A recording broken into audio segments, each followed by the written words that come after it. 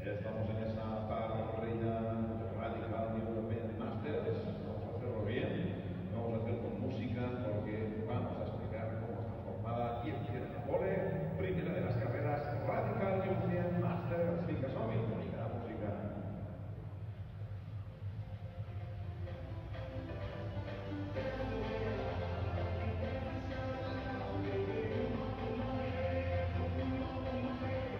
Sí, senyor, la posició de la teva autora nuestra Creu Britànica es diu Bradley Smith.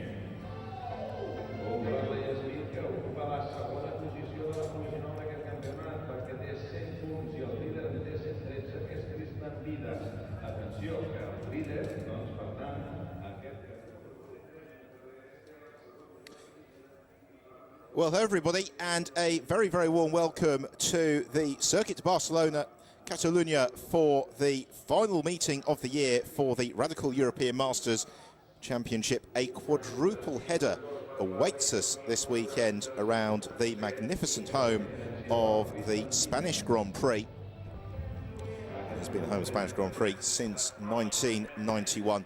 Large crowd here enjoying the mild autumnal conditions as we head into the last 4 races of the year. Because, to explain, if you've not been following the championship this year, because of Spa in September, their races will be rolled over to this weekend. That means Will Brown from Radical Sports Cars, who joins me, that it's a very, very busy weekend ahead for the drivers. Yeah, absolutely. Possible 84 points off perhaps this weekend, and ahead of the leaderboard there's actually only 6 points in it, so yeah, it's all to play for over the course of the next 2 days. So to explain, it is Bradley Smith who leads the championship on 144 points. Second in the standings is Tristan Vidas on 138, and the pair of them rather opportunely sharing the front row of the grid, and this has really been the narrative of the season, Will, is that Vidas and Smith have been consistently across the field in terms of pace. Yeah, absolutely, and yeah, as you say, it's, Tristan certainly proved the classic field at the start of the season, and over those opening rounds proved that he was going to be a dominant force all the right way through the year. But as Bradley Smith has found pace and has got to learn the SR8 towards the latter stages, then he's been a brilliant cat and mouse battle right the way through the year. It certainly has been. It's 50 minutes of racing ahead of us. It's going to be 50 minutes of all the races this weekend. Stoke join us later on this afternoon for the second of today's races, and that is just come underway at about 16:45 Central European time. So if you're watching in the UK, make sure you tune in an hour earlier, because otherwise we'll be saying goodbye to you. So, of course, mandatory pit stop, as is ever the case in the Radical European Masters, as the grid is beginning to be cleared, and this is how up in full. Then with Bradley Smith and Tristan Vidas sharing the front row, then it's Konstantin Kalko and Alex Mortimer on row 2, Marco Cianchetti Manhalos on the third row, then Christian Kronegard and John Harrison, ahead of Tony Wells and Alain Costa, and Bartels and Terence Woodward. Going back to the 7th row, Andrew Ferguson and Ozzy Youssef, who makes the switch across the Radical European Master this weekend, with Gavin Kershaw, the pair of them, having been out in the British GT Championship this year in the Lotus Evora. Then 15th on the grid, the car of James Out, which he's sharing this weekend with Olympic cycling legend Sir Chris Hoy, who makes the switch across from his Nissan GT3 car. Then we begin to get into some of the Supersport runners, and Bradley Ellis, the foremost of those. Starting at the very back of the grid is the Slim Racing car. It's Lance Capadia, whose name is on the grid. I can see from the helmet it is in fact Tom Jordan who is going to be the driver starting in that one. So away go the cars on the green flag. That will be a rolling start. Are we having 2 formation laps today? Well, just the one. Just the solitary formation lap today. Really perfect conditions, isn't it? Because although it's the first weekend of November, it is far from chilly, but at the same time it's not quite as hot as it was yesterday. Yeah, just in the last couple of minutes there's just been a small amount of cloud cover come over the circuit, so that'll help to regulate the track temperature, which should be great, and make for a really good race. Radical racing is always good here at the Circuit de Barcelona, Catalunya, because it's much thankful. It's such a varied circuit. You've got a long start and finish straight, you've got high-speed corners, you've got lower speed corners, you've got short corners, and you've got the very long radius turn 3. Yeah, for a Grand Prix circuit, particularly the SR3 one is really reveling coming here, because you've got a lot of as you say, quite high speed, long radius corners where it's all about lateral grip and having a car that's hooked up really well. What you don't want around here is sort of oversteer or understeer. You need a really neutrally balanced car, you know, something that's hooked up really well and has got a lot of aero, such as the SR3 and the SR8, is just going to feel fantastic on a Grand Prix circuit like this. And what we also don't have today is the notorious crosswinds, which are sometimes a characteristic here in Barcelona. The circuit, by the way, should you wish to visit, it's about 20 minutes drive or so away from the centre of Barcelona. It's a very well situated track and remains state of the art, even though it's getting on for 25 years old. Opened in 1991, of course, into the Spanish Grand Prix thereafter. So the car's on the green flag now, and of course the other contest to watch this weekend for Tristan Vidas, Will, is the Sunoco Challenge, because if Tristan were to have an absolutely stellar weekend, he would jump Phil Key. Well, I actually understand this is news hot off the press that based on the qualifying form of Bradley Smith, actually, that it looks, I think I understand, impossible, in fact, for Vidas to make it. So it may have already swung in favour of Phil Keane, who's actually here deputising in the Balf Motorsport Ferrari in GT Open. So yeah, I think there'll be a bit of a party in their camp this evening. But no, we've always had a fantastic set of racing here for the last couple of years. Catalonia's proved to be the final round, and of course famously last year Christian Kroengaard battling through from the back of the field to take a win. So yeah, we've had some fantastic races here for the last couple of years. Interruption in terms of a safety car. So here are the two championship rivals. The championship leader, that is Bradley Smith in the Metec car, the white, black and red machine. The silver and purple car alongside him is the Estonian driver Tristan Vidas. On to row two then we have got the pink Speed Factory racing car of Jesus Fuster and Konstantin Kalko, and then it's Chris Hyman who starts at the wheel of the Radical Works car that he shares with former British GT star Alex Mortimer. So through the final turn then, it is Bradley Smith who paces the field. Pace car's already departed into the pit lane, so 50 minutes of racing in the Radical European Masters about to get underway. There are the red lights waiting for them to turn green. Then we're well and truly underway, but they're up to speed already as now we go racing. And they sprint on towards turn one. Plummeting downhill, and Smith already covering the inside line from Vidas. Then it is the car, we believe it's Konstantin Kalko, who goes around the outside of Tristan Vidas through the first turn. They're constantly rapping each other. A little bit of contact behind and around, and there's contact and out of the race. That's Kalko who's gone around. Bradley Smith and Tristan Vidas were both in very close company there, and the car right at the proximity of the gravel trap on the exit of turn two. So it is Smith who leads. Second place is Vidas. Third place is Alex Mortimer in, or rather Chris Hyman. Fourth is Al-Alos. Through turn four. Oh dear, that's not going out of there anytime soon. No, but it's given Chris Harmon a fantastic opportunity there to take third place in the melee, and he looks like he's hanging right onto the coattails in first and second place cars. Well, Chris Hyman, of course, comes into the weekend third in the standings. He would like to consolidate that. That's right, and the other great thing, of course, as well, is that due to the success equalisation system that's used in the Radical European Masters this year, they're actually only going to stop for 45 seconds in the pit stop. Whereas if you look at Bradley Smith with the couple of race wins that he's had in the last round, he'll have a 75-second pit stop. So this is looking really good for them.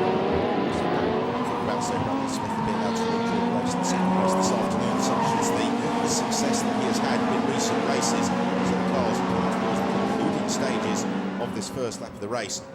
Bradley Smith jinking through the chicane. Tristan Vidas trying to stay with him, and with an eye towards the championship here, it's an absolute shootout, Will.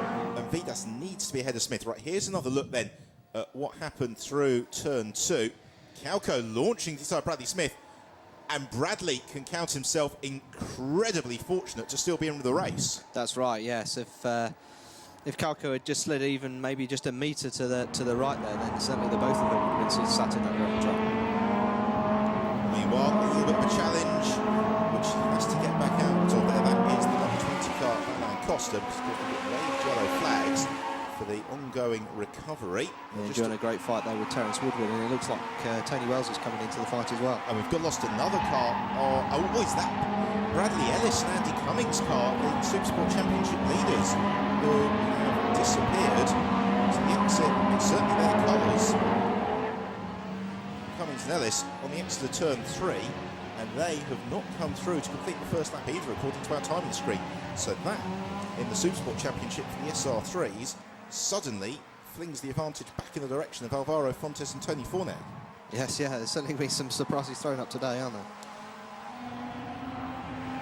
So the field all fighting for position. We're watching back there with Tony Wells in the ninth position spot, Andy Costa and Terence Woodward, so 7th, 8th and 9th place. They are busy contesting.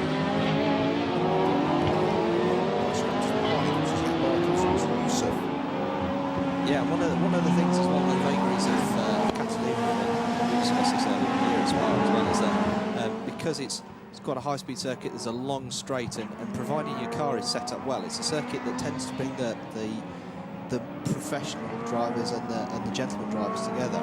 So you see in here Manhal currently running in 4th position, and John Harrison up there in 5th as well. There's very little to separate them at this circuit.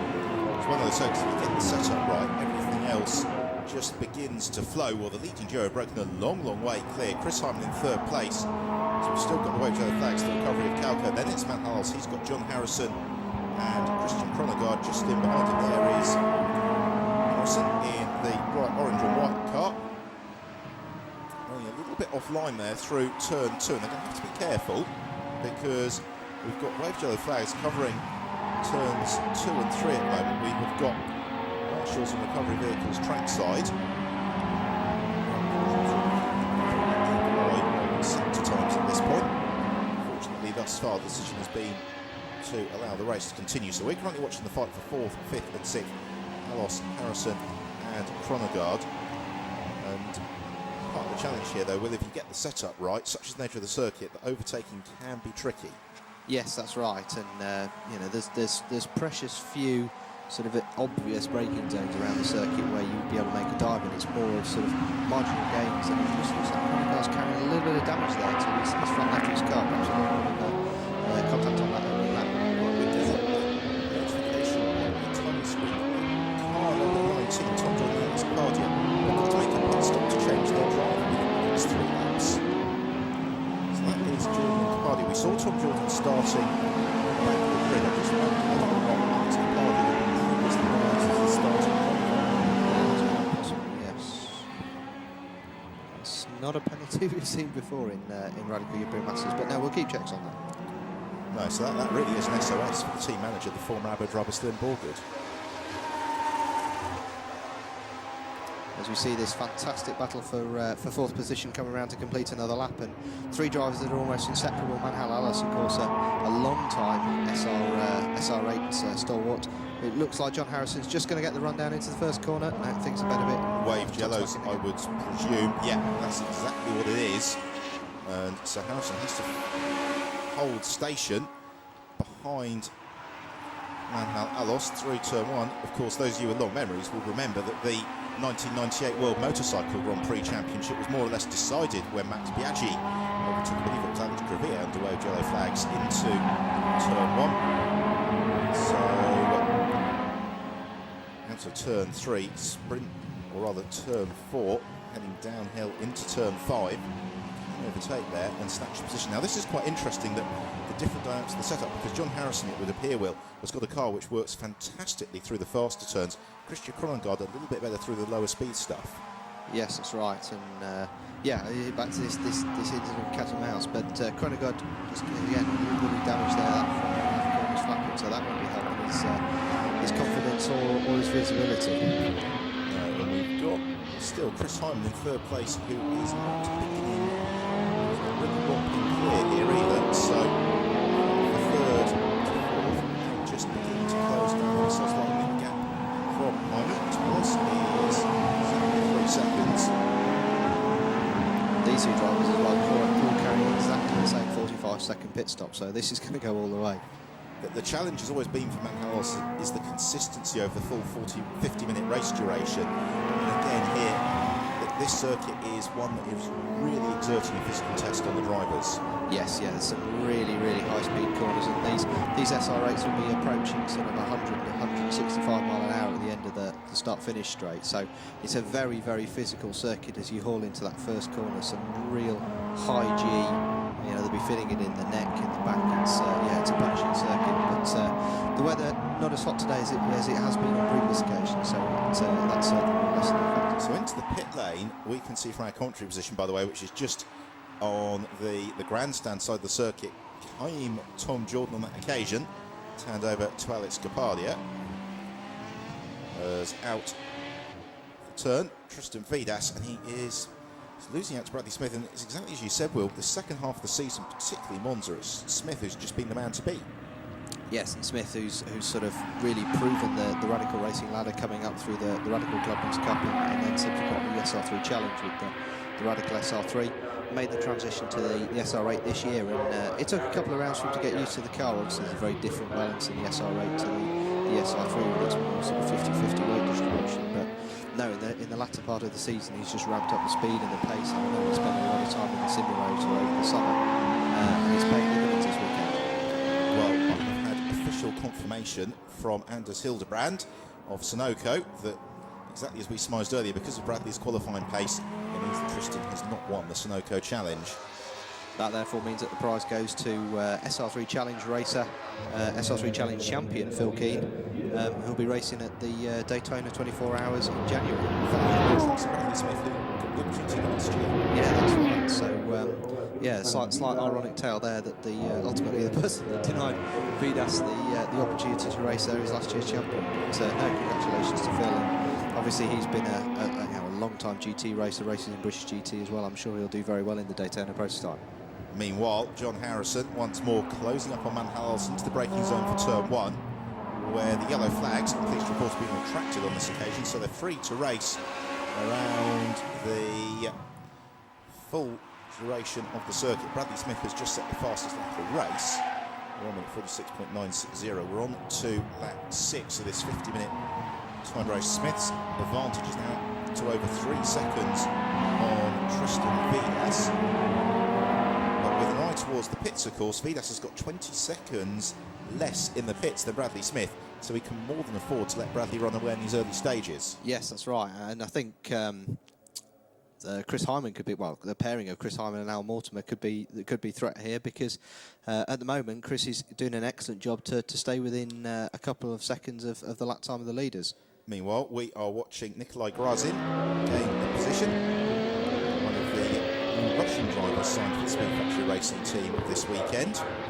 Yeah, Grazin, who's come from Italian Clio Cup and prior to that touring cars in Russia. So, yeah, it's another driver obviously welcome on the field, and it's great to have some more representation from Russia as well.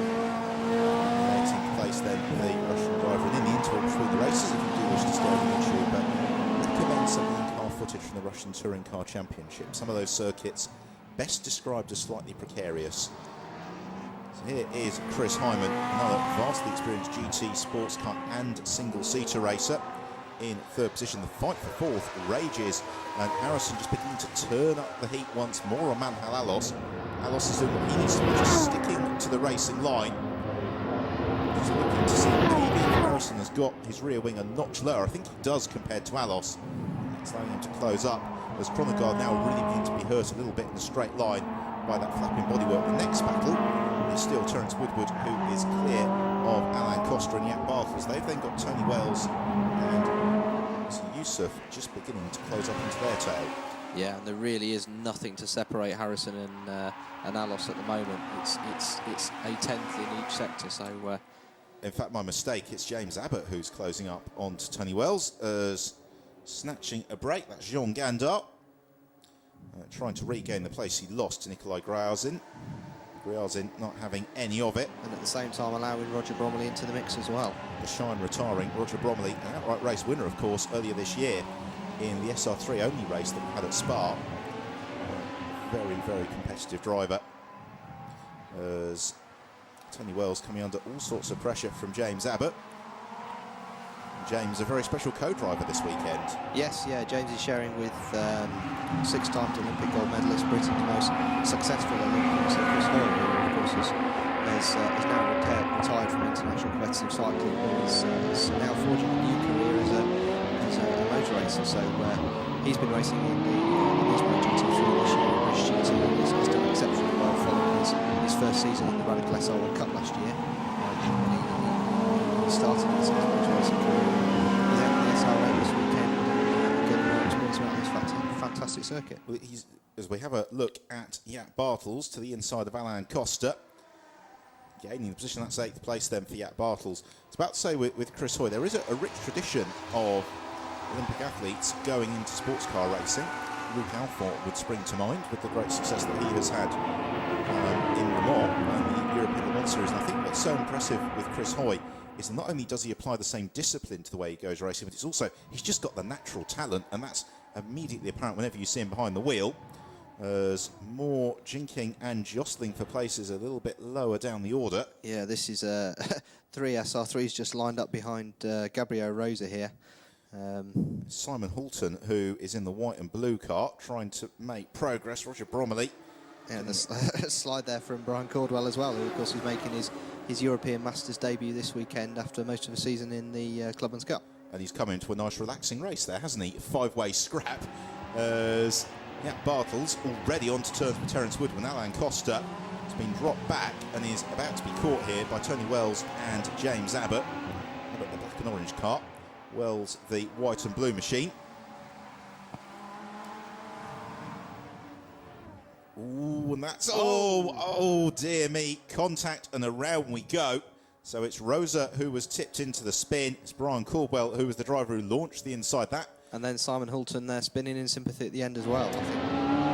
Oh, and a problem for Tony Wells in the background of the shot. So Jaap Bartels gains the position on Terence Woodward, but Tony Wells had dropped back behind James Abbott. Whether or not that was a pass remains to be seen. Bartels, though, immediately passed by Terence Woodward. This ferocious fight for 7th place. He's just flicking the car sideways as we have another look here at Brian Caldwell. Bang into the side of Rosa. And Simon Halton, yeah, not quite sure he managed to do that. It's almost as if he was rubbernecking those around him. So synchronised spin. The good news is I don't think any of them are stranded. They've all got themselves underway. That's at turn 10. As we're thoroughly enjoying the fight for 7th place, headed by Terence Woodward. It's now a 4-way scrap because James Abbott has rather served to push Alain Costa along. Here's Abbott, son of the technical director of Radical Sports Cars, Phil Abbott, and James, who has had a very busy season, also racing the British Formula Ford Championship. Always flies in these Radical SR8s in the Super Sport class, by the way, for the SR3s. That is currently being led by Tony Fournay, which, with an eye towards the championship, could be very significant. Yeah, that is Rosa, isn't it? That's Gabriel Rosa. Yeah, that's just a bit of, it looks like the side skirt gradually departing from the car there following that contact, but no, that shouldn't have Well, completely on his tail. A pair of them who were away, looking to the outside of the car.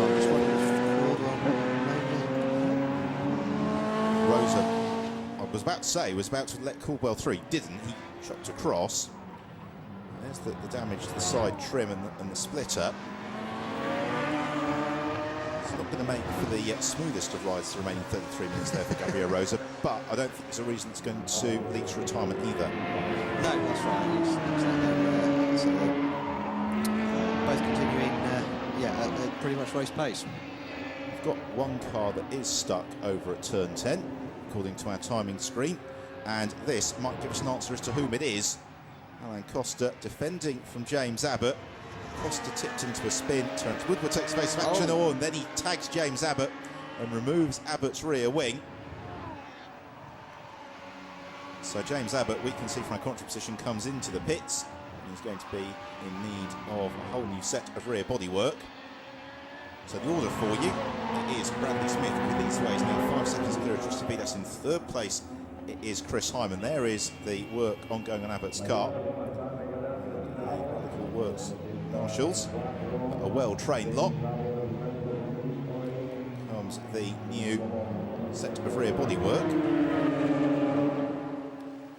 And still Rosa and Caldwell do battle, and they're about to go a lap down here to Chris Hyman, and Hyman could really do without this distraction in front of him. Brian Caldwell clearly enjoying himself absolutely as he now moves aside and allows Hyman past him. Yeah, Hyman's going to have to be really careful here if his pair continue to battle.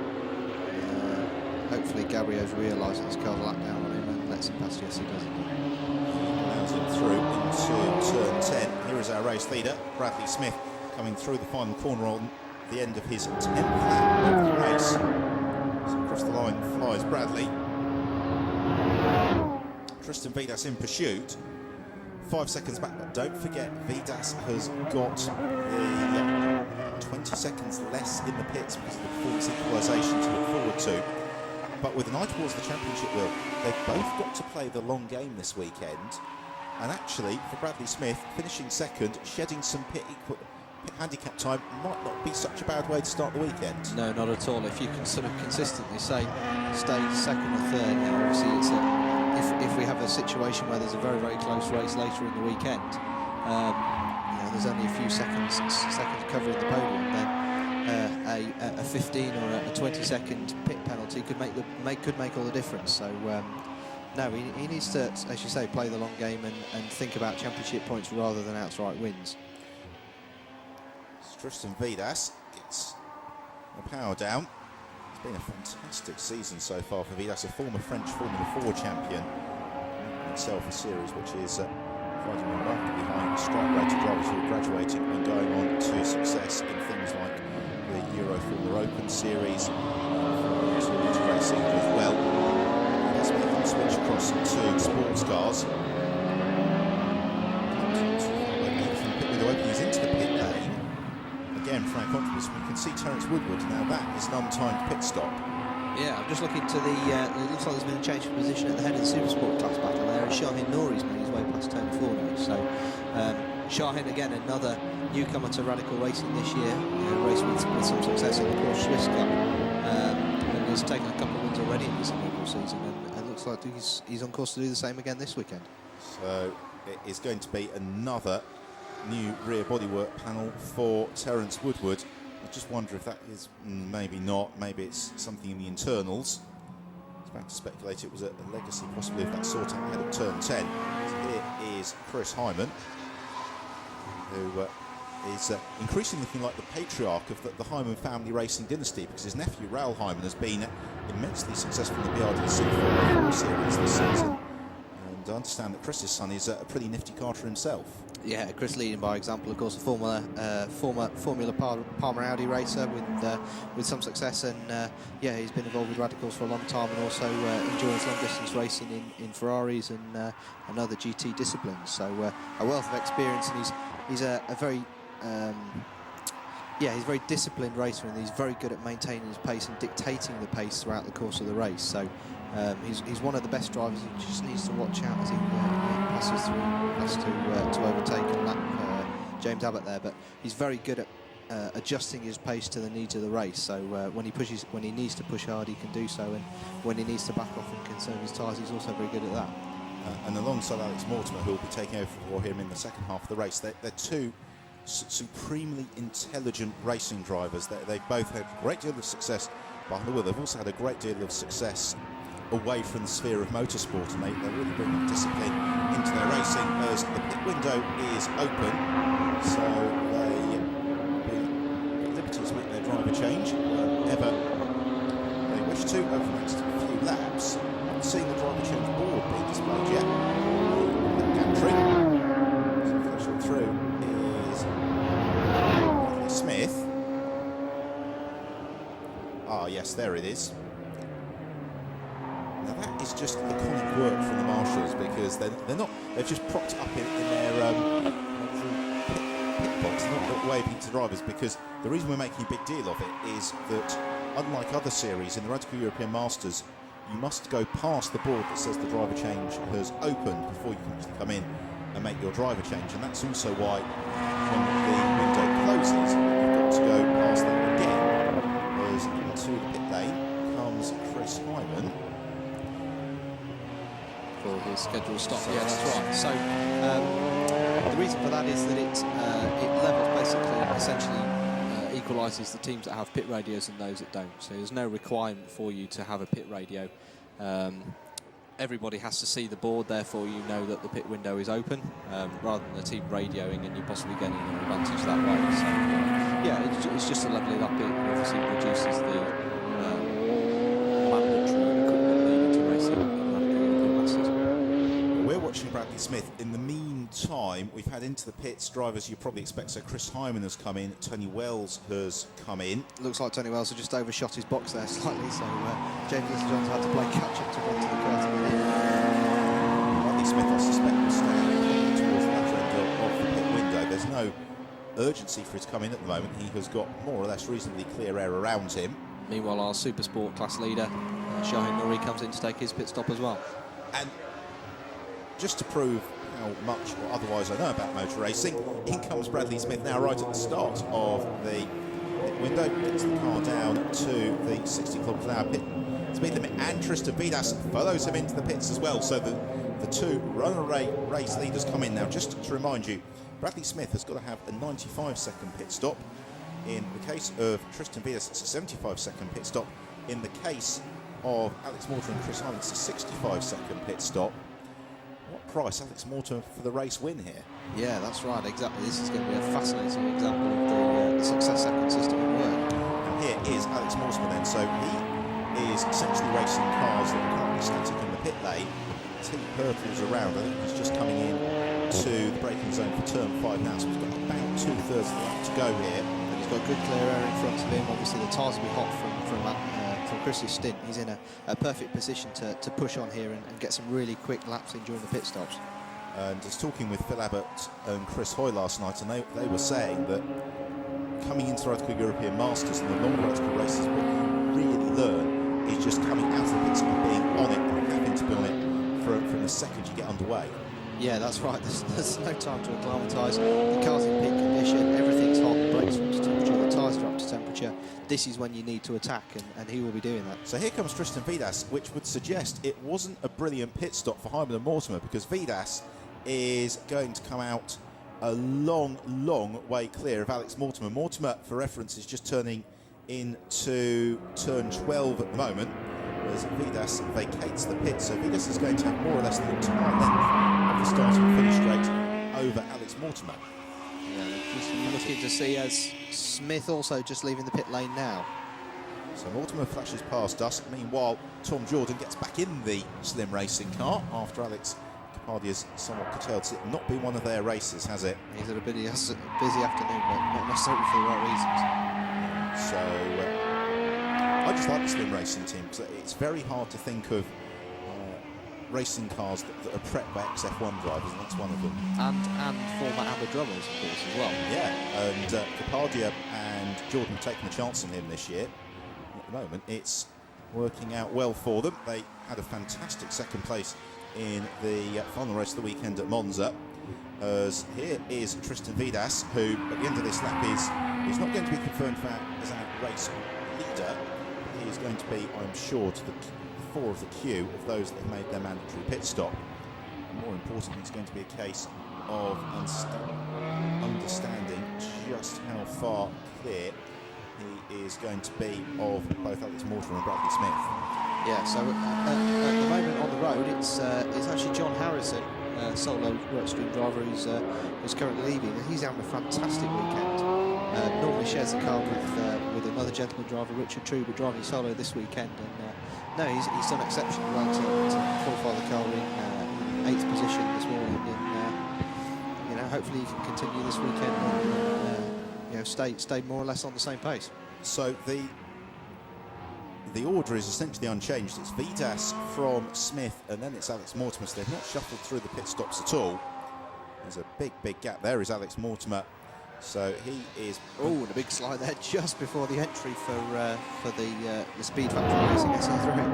Yeah, so Nikolai Griar's in, putting the effort in the Russian driver as across the line. Third place car, essentially.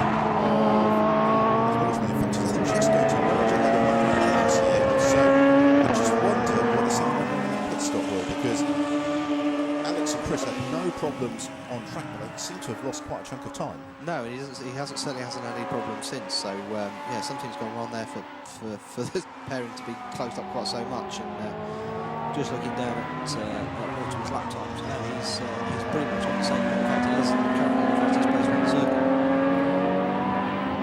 Now, in terms of the championship, this is much as there will be the support of Alex Mortimer out there and Chris Hyman. This is actually quite good news for Bradley Smith, because he's not going to lose as many points as he thought he would have done to Tristan Vidas, were he to finish in third place. So here is the change. It's Rustam Yizov who is taking over from him. So the two Russian drivers in the Speed Factory Racing team. Oh, Chris was caught here in the traffic. He was able to scythe past Phil Abbott, also able to move around Roger Bromley. Let's drive to try and squeeze through that train. You can't do that through turn 10. Yeah, I think it's Radical's marketing manager Roger Green there actually, rather than Phil. But yeah, it's a straight fight between the two Rush drivers. Has also got a big experience for their fight at the same time. My mistake there. So that is indeed that going on. I think that's for the fines about Supersport podium as well. So some good scraps to be found throughout the field as Manhal's now finally able to push his way past Roger Green.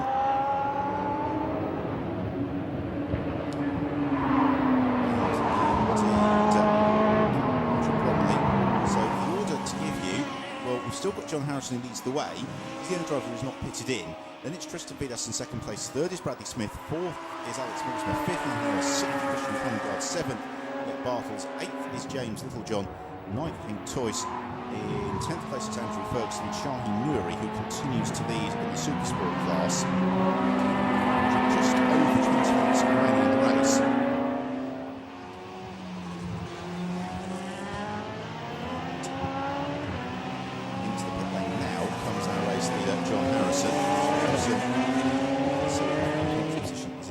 We're following Manhal's at the moment, who after this pit stop will probably be up into fourth position.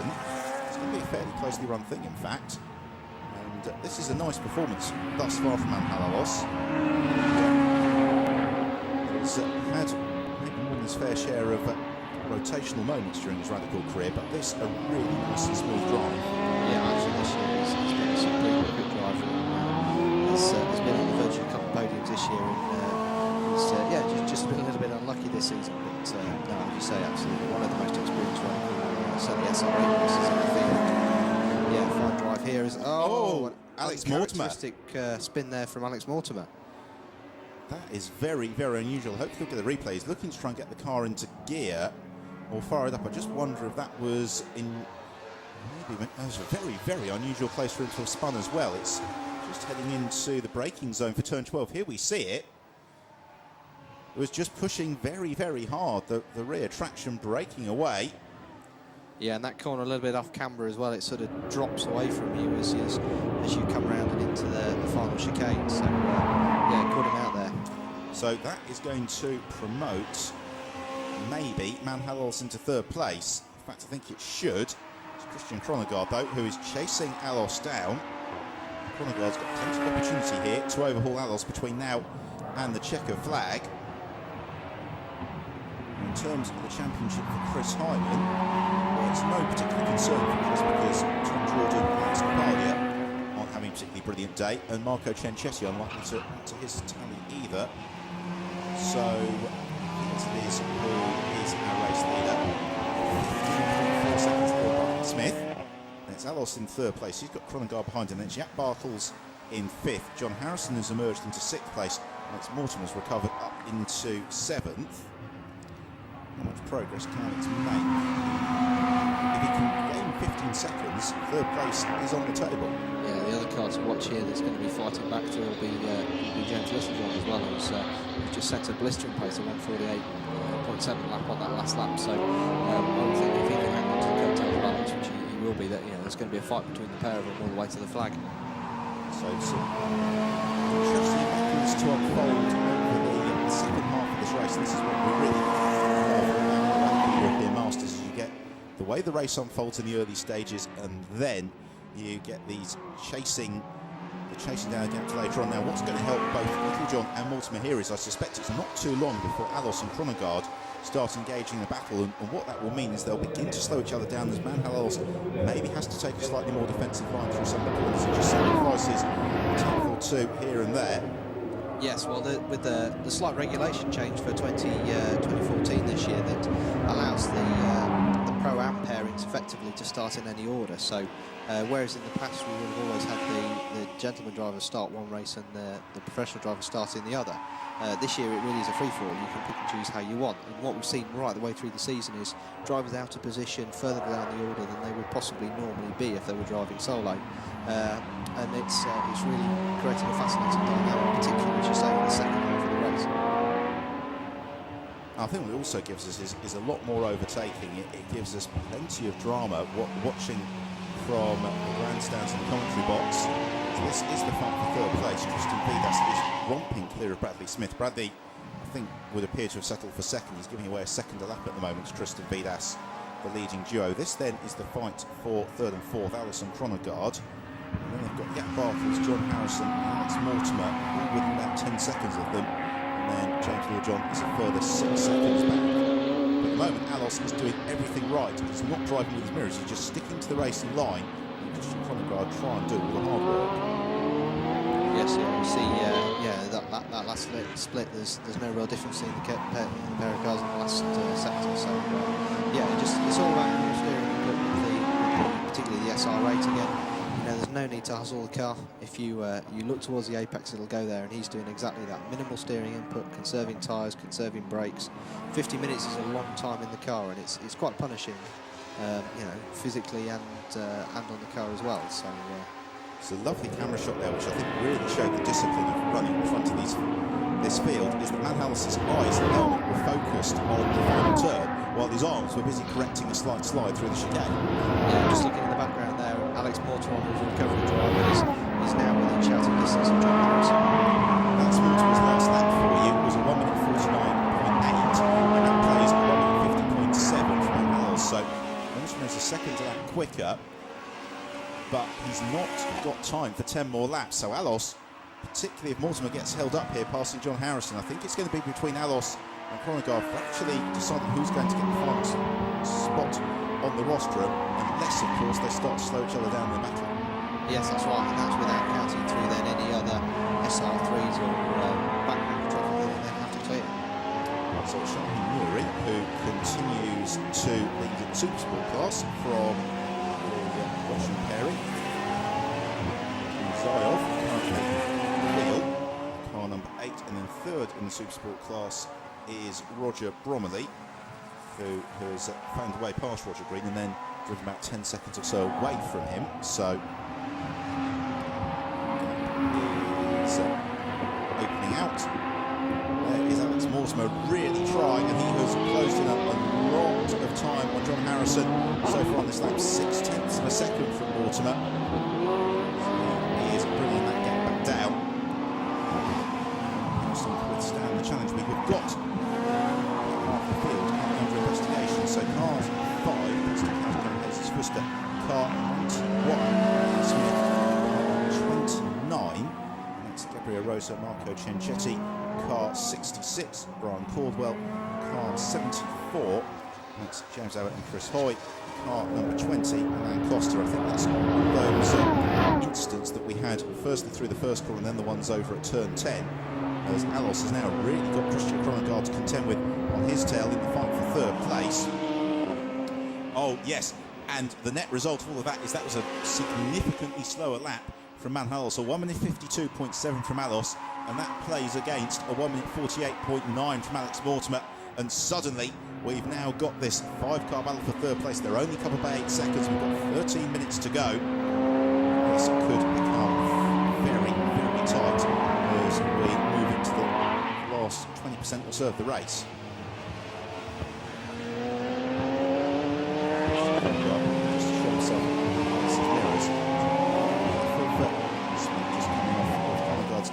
Through the tight turns. I think it's maybe a very, very slender bodywork rub or something. Nothing that's deterring his pace particularly.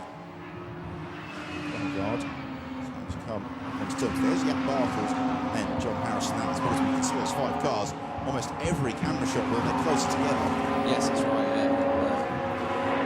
The bright red car of Mortal will now be looming large in Harrison's mirrors, and just having a look, gauging the distance and gauging the sort of the available speed differential there on that last run. So I think Mortal will probably be looking to make that strong.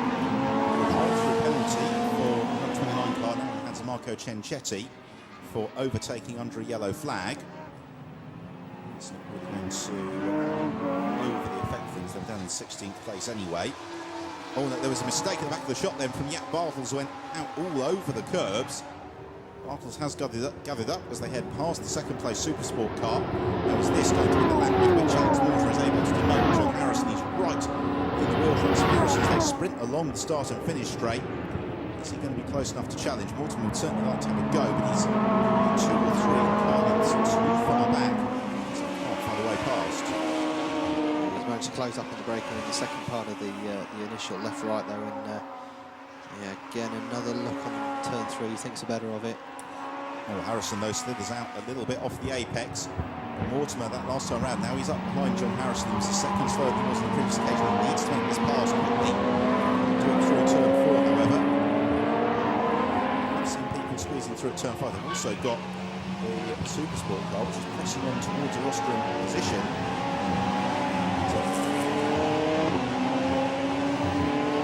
Joseph would quite like that. Does he see Harrison coming? Yes, he does. No, he doesn't. No. He turns right across his bows. John Harrison has to get right out of the throttle, and that gives the opportunity for Alex Mortimer.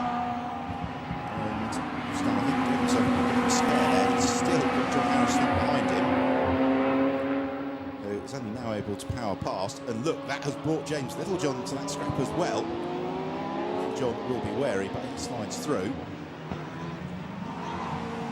Yeah, this is a hallmark really of some of the most experienced endurance races, and obviously it's a hallmark of endurance racing all the way up to Le Mans. Of course, you've got cars of hugely different speed differentials with the SR3 and the SR8, and likewise if you went to Le Mans with LMP1, LMP2, and GT cars, and it's managing that situation where you're chasing your fighting position, and at the same time you're picking your way through a field of variable experience and speed, and this driver's got a very, very capable of managing that. I think it was just taking his eye off. He didn't do anything wrong there. He just did exactly what Brian Porter told us during the briefing, which is stick to the racing line. It's the responsibility of the drivers to find a way around you. But again, for John Harrison, he's in elevated company today. It's great to see him so high up the order. But managing that traffic in a battle for a podium position, something a little bit new. Jack Bartels having another wayward moment, kicks up the dust. Yeah, big slide across there. He'll face full of gravel. That can't have been much fun. He'll also have to be careful here, because that's been twice in the last 2 laps when he's had all 4 wheels over the white line. So the circuit as James Littlejohn momentarily elevates himself up ahead of John Harrison. John then takes the place back fairly quickly. John Harrison is not going to not repass when John leaves a gaping hole, but it shows that James is clearly acutely aware if he stands any chance of getting into the rest of the race, he needs to move very rapidly. Meanwhile, the Alison Cronengar battle has just settled itself down in favour of Manhal Alos. We have another look. So I'll take that back. Thank you very much. Can fully appreciate what James Littlejohn was trying to do, work out.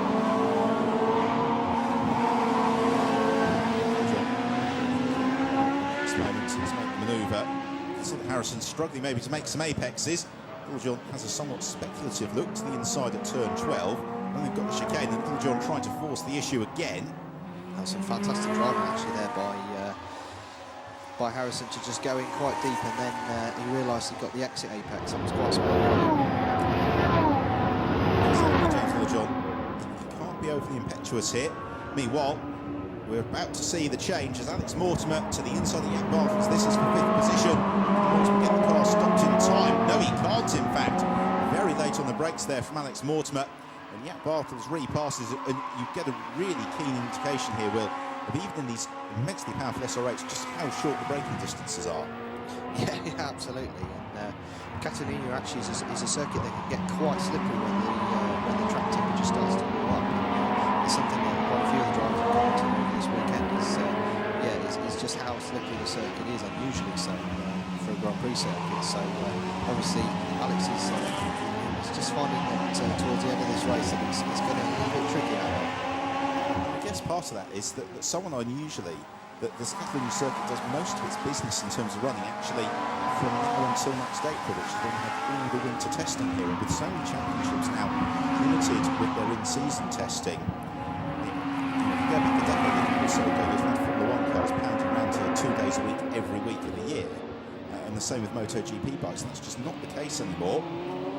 As Little John shows himself to the inside of Harrison into turn 10, and this time he completes the block pass, gets the car stopped in plenty of time, and third place is still not John's range.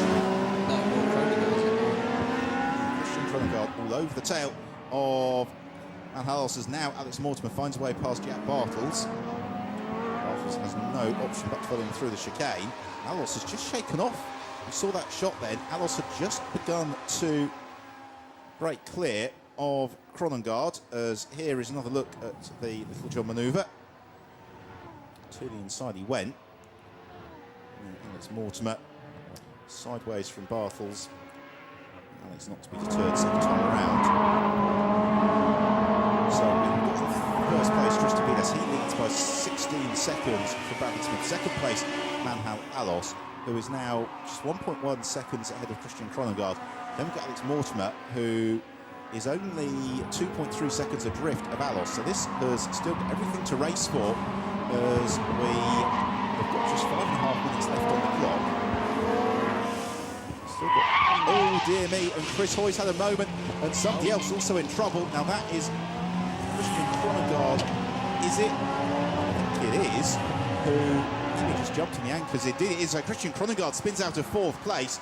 Chris Hoy is beached very near to the edge of the circuit. Both yellow flags, of course. And is that going to give us a late race safety car?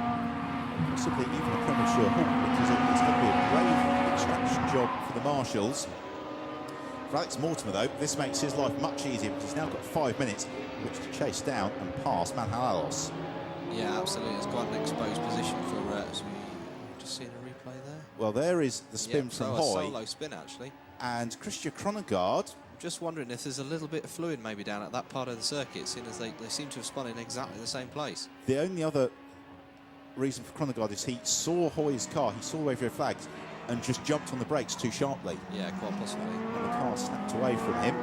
Either way, that's thrown Alex right into contention for that podium position. But he needs to really make the hay now and close up to the back of Alhalos while he still has a chance with just 4.5 minutes remaining on the clock. Meanwhile, we're about to have an overtake here, because James Littlejohn is in the slipstream behind Jack Bartels. He jinks to the inside, and Littlejohn finds his way past Bartels and up into 5th position. And they're relatively low in the grid spot. That is pretty nice driving from Littlejohn, taking an excessive number of risks to climb up the order. Already Mortimer hunting down Manhal Alhalos into turn 4. Of course, they won't be able to overtake at the next corner, turn 5, because of the waved yellow flags and the recovery for Chris Hoy. Yeah, and you can see it is a reasonably exposed recovery, as Mortimer closing right underneath the rear wing of Manhal Alhalos. Won't be able to overtake through this section of the circuit. That means they climb uphill. It's going to be turn 10, isn't it? Where Alex Mortimer might just be able to squeeze through to the inside. He needs to do it, because already James Littlejohn has closed right up onto the tail of the pair of them. So downhill they come into the heavy braking zone at turn 10. This is the three-way fight for third place. Tristan Vidas and Bradley Smith long gone in first and second. And if he doesn't make the pass on this lap, he's just got 2 more to complete it. So yeah, he really needs to make the move now.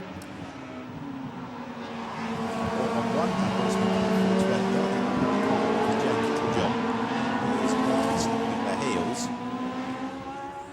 again, with an eye towards the championship, this could be very, very good news for Chris Hyman. The points for third place will begin to consolidate that, but of course, I was saying earlier on, we have got 3 races to come. Yeah, that's right. Just 21 points behind Hyman in the championship standings, and third place in the championship. So, yeah, this is far from a done deal. As Mortimer looks to force the Islam Al-Halas into turn 1, can he get the car stopped in time? He does, just about, and snatches third place. Lovely move that from Alex Mortimer to the inside of Manhalos. James Littlejohn, though, immediately looking to also try and demote Alos through turn 3 on the way towards turn 4. Again, you can look to overtake there. Alos covers the inside line in the end of time. On towards turn 5. I'd be very surprised if that's not still covered with waved yellow flags. In fact, I don't think it is. Marshall's done a great job because Littlejohn darts from the inside line. Alos gains the position, goes up into 4th place. And now, with a lap and a half remaining, it's a little bit of a shootout in terms of raw pace between John and Mortimer. Yeah, two extremely closely matched drivers. Mortimer, of course, a former British GT champion and European GT3 race winner as well, and Littlejohn, an extremely experienced historic Formula 1 racing and single-seater racer. So, yeah, this is going to be a battle all the way to the checkered flag. Certainly will be, and also, for whatever reason, I just don't think Chris Hunt and Alex Mortimer have got their car working quite as they want it for this afternoon race. Very, very unusual to see Alex Mortimer in the spin. They haven't got some pit stops. Haven't got to the bottom of why that was yet. And Mortimer isn't exactly running away from James Littlejohn, but Littlejohn, he's really only got 2 more significant opportunities into turn 1 and into turn 10. Yeah, certainly his lines through the course of this race haven't. He hasn't looked particularly comfortable in the car, the way the car's been moving around on the circuit. So that was just made the job even harder. So yeah, if he can hold on to third, it will have been a supreme effort. So we're into the final lap here at the circuit, Barcelona, Catalunya. First of 4 races this weekend in the Radical European Masters. Tristan's just got to watch out here because there's another battle going on in front of him between Jeremy Ferguson and Gavin Kershaw. That's right. Kershaw trying to find a way through, and Gavin, a former Lotus test driver, is going to be an easy man to put a lap on, but I don't think there's any real necessity here for Vidas to make the pass.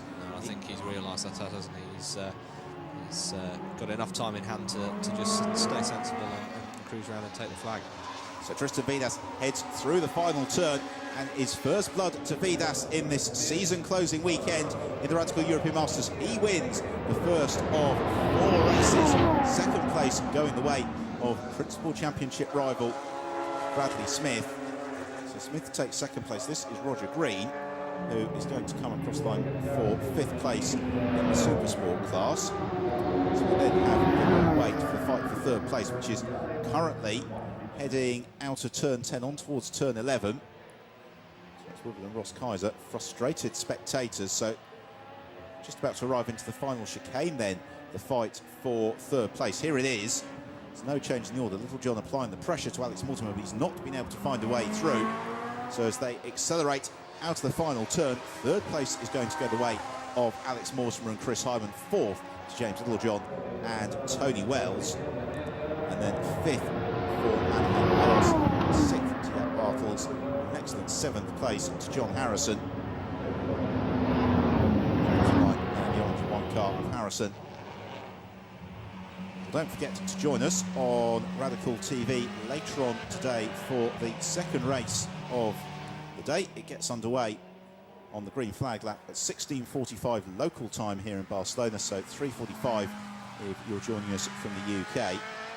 It'll be a case of whether or not Bradley Smith can get the advantage on Tristan Vidas, but for now it is for Vidas to celebrate, and that will closes the championship battle up, I believe, to just 1 point. Yeah, that's right, with 20 points up for grabs with a race win, and well, in fact, with fastest laps, Well, the fastest that went was Scapadia. Yes, that's right. Yeah, so indeed, 5 points gained by Vidas over Smith. So yeah, single point going into the third race. This is going to be a fantastic weekend. It really is. It's going to be an abacus breaker as well. So we have got Vidas celebrating in the Supersport class. By the way, it was Shaheen Nouri who won it. Roger Bromley was in second place. Estamos en esa parrilla radical European Masters. Vamos a hacerlo bien, vamos a hacer con música porque vamos a explicar cómo está formada quién tiene la pole. Primera de las carreras Radical European Masters. Finca Somi, la música.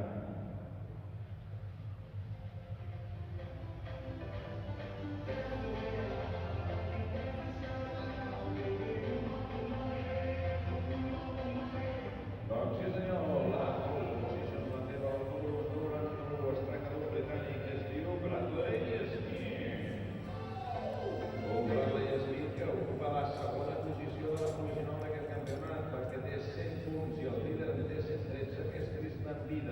Atenció, que els líders, doncs, per tant,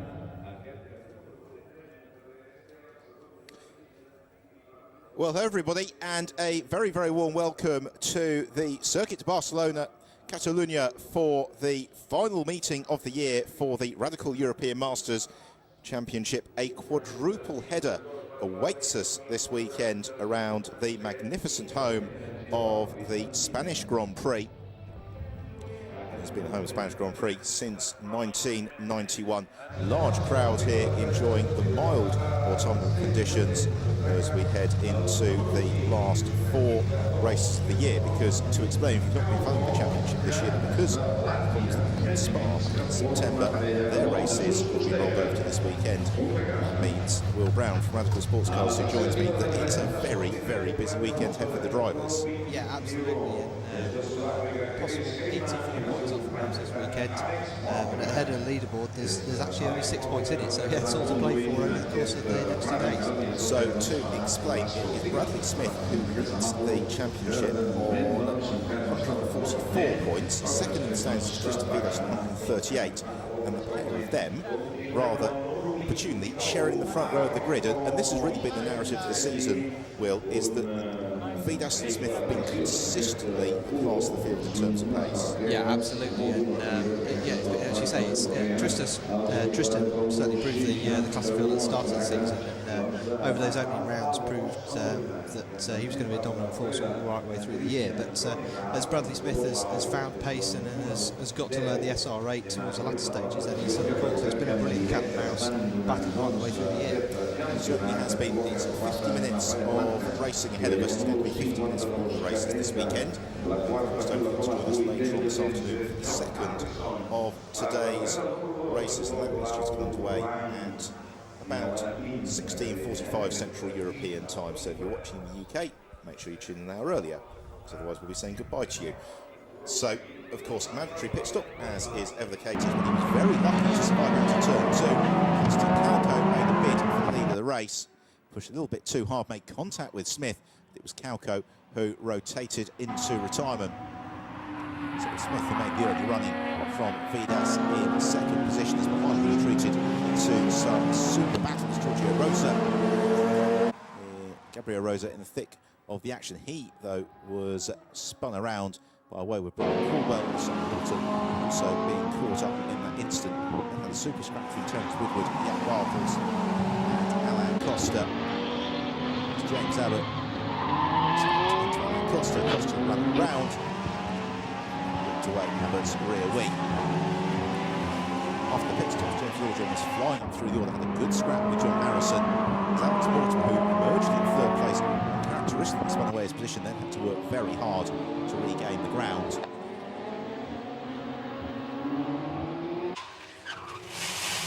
A late spin into retirement for Chris Hoy. Taking evasive action, Christian Kronengaard also into a little bit of trouble, heading into turn 5. Just a couple of laps to go. This was the change for third place. Alex Mortimer to the inside of Manhal Alos. Alos could do, and therefore was dropped down the pack. So it was a victory for Tristan Vidas, another triumph in what has been an immensely successful Radical European Masters campaign. win that brings him to within just a single point of Bradley Smith at the top of the championship standings.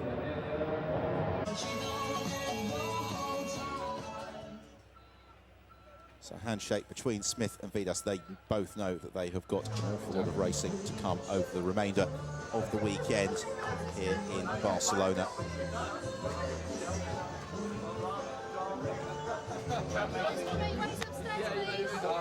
Handshakes and congratulations all around as the drivers just marshalled up in the direction of the rostrum.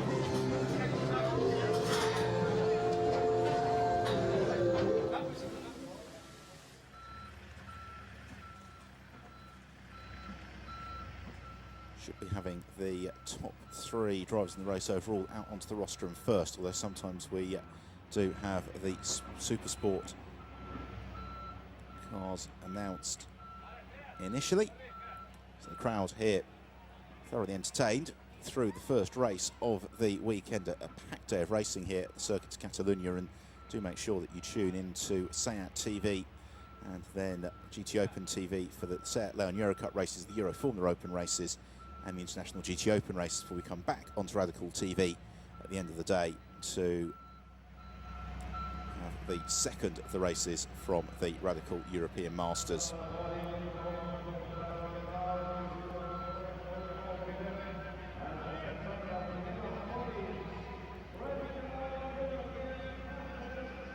So another opportunity to enjoy the heat haze shimmering off the cars.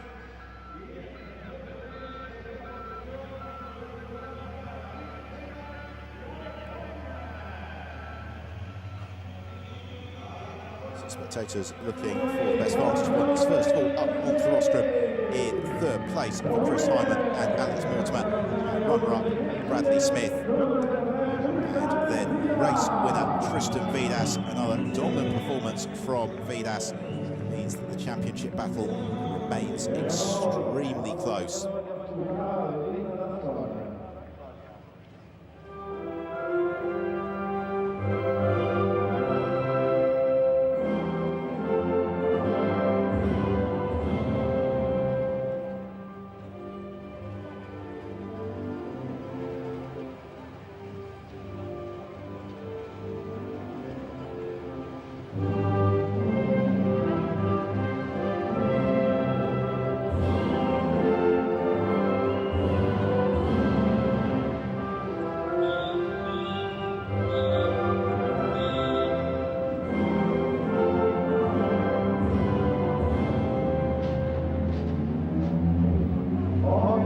So the Estonian national anthem ringing out in honour of Tristan Vidas. Some smiles on the top step of the podium as we move on to the presentation of the trophies. So first of all, third place awards for Hyman and Mortimer. Very interesting to see. For them, because clearly they did have a couple of issues during the course of the race. Very, very unusual to see Alex Mortimer having a spin. Runner-up Bradley Smith, and then our race winner Tristan Vidas. It's only a quarter of the weekend's work which has been completed, but nonetheless a fine victory, a very measured, competitive and fast drive from Vidas. He celebrates on the top step of the podium. So the drivers just posing for photos. Trophies will probably be giving wide berth, given that they're racing again in a few hours' time. As the podium celebrations are underway here in Barcelona, it gives us a good opportunity on behalf of Will Brown and myself, Ben Evans, to say thank you for your company. We'll look forward to joining us again a little bit later on this afternoon for the second race of the weekend in the Radical European Masters.